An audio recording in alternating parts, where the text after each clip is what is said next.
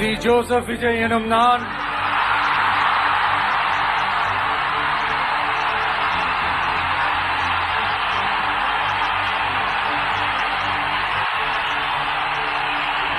சட்டப்படி அமைக்கப்பெற்ற இந்திய அரசியல் அமைப்பின்பால்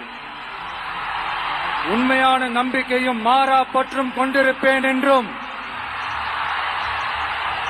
இந்திய நாட்டின் ஒப்பில்லாத முழு முதல் ஆட்சியையும் ஒருமையையும் நிலைநிறுத்துவேன் என்றும் தமிழ்நாட்டு அரசின் முதலமைச்சராக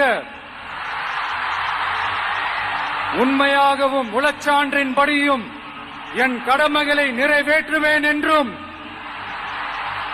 அரசியல் அமைப்பிற்கும் சட்டத்திற்கும் இணங்க அச்சமும் ஒருதலை சார்பும் இன்றி விருப்பு வெறுப்பை விலக்கி பல